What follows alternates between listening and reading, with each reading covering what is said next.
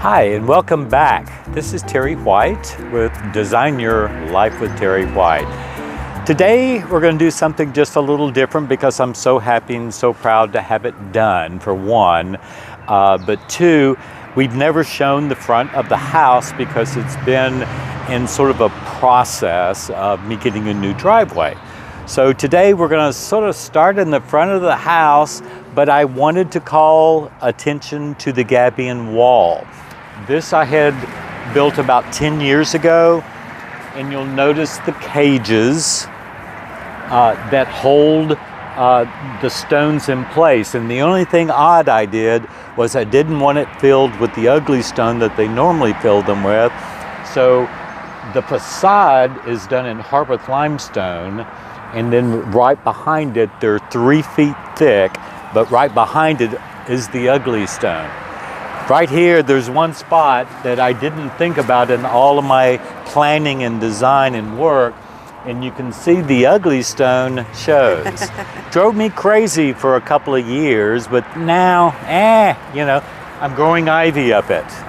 Good idea. And these are copper planters that I made also. I had them set it back so it wouldn't be a solid wall facing the road.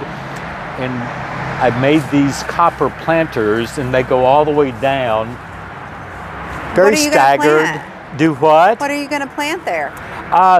Well, I haven't had much success with anything I've tried so far.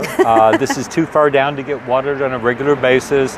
Full sun, bakes, but they become accents to the wall, and they don't need plants. There you go. And this is the lead up into the new parking area, but I call this the orchard garden. There are no fruit trees. It's all Carolina bright and tight laurels that I've trimmed in topiary, but to me they look like the way a fruit tree grows. But this really has shown out this spring.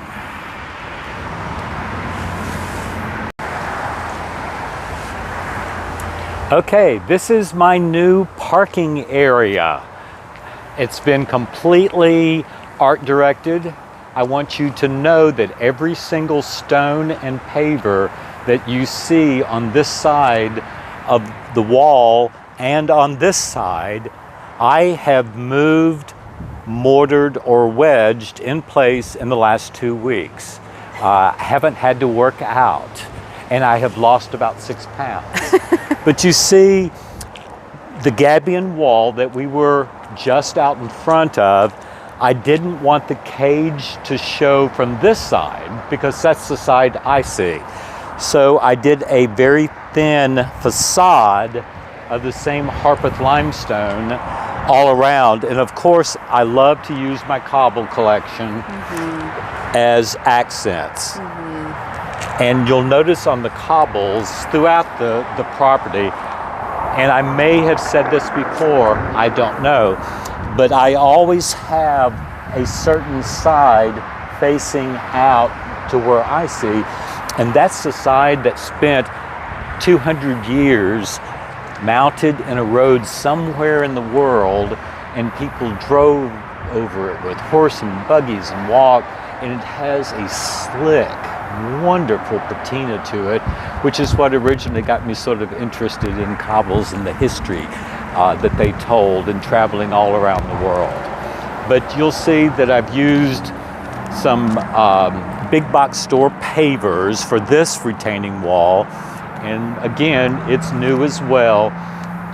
They're really easy to work with, and I didn't have enough stone, and I didn't want to mortar them because people will bump them with their cars, and it's a whole lot easier to repair something that stacks perfectly flat than it is to chip off the old mortar and put in new mortar.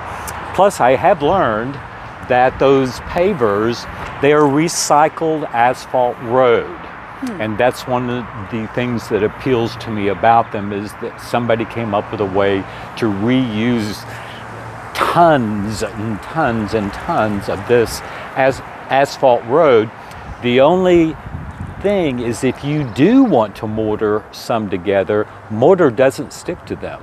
Really? And I think it's probably the fact that asphalt is oil based and the concrete just will not stick well to it. So liquid nails works great outside. I wouldn't build a house with liquid nails. Right. But it'll work for the purpose. Yes. But I have my copper planters up here. So pretty. This year it's going to be about red. Don't ask me why, it just is. But you can see that they're still in their pots. I have not planted them yet because we're supposed to have a possible light freeze on Sunday, and I want to be able to take them out and throw them in the van and for overnight. But I was afraid I wouldn't be able to find as many as I wanted if I waited much later. So I saw them, I bought them, and they make me happy. Beautiful. But these copper planters soften all of the stonework here at Henge is what I'm now calling my house. But I'm so thrilled to have this paved. It's so I've nice. had it gravel. It started out as granite grit, but over the years, the water flow from up the hill from my property has changed, and I was getting horrible ruts, and it was hard to keep enough of the grit out here, and I finally had to break down and pave it. I do love walking on granite grit, though. There's something about the sound in a garden, but I've got other areas that I can get my fix on the whole sound of a garden and of a person being in the garden. But this is the lead up to the driveway. Futile attempt at catching some of the water. Yeah. It'll change as soon as I get set, but I put the drain in anyway. It looks great, Terry. Well, this is the house. This is the Frank Lloyd wrong is what I call the entire house. But it is truly mid-century modern. But it was built by an artist, not an architect, and designed by the said artist, Chandor Bodo. And I just, I'm in love with the lines of it. You see my chairs all lined up. That's where I watch the sunset. This is the westerly direction, and they're just perfect.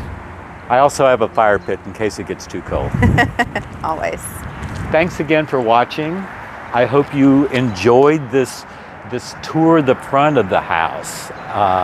We have yet to show you, but here it is. And maybe we'll have a contest amongst my subscribers on what to put here. Oh, on the blank. It is just waiting. I have maybe too many ideas, but to come down to one. But let me know what to put. This is a pretty grand little pedestal. Yeah. It has a reason. It's to keep people from driving off that Oh, end that's of smart. it. Thank you for watching. Let me know if you have any questions.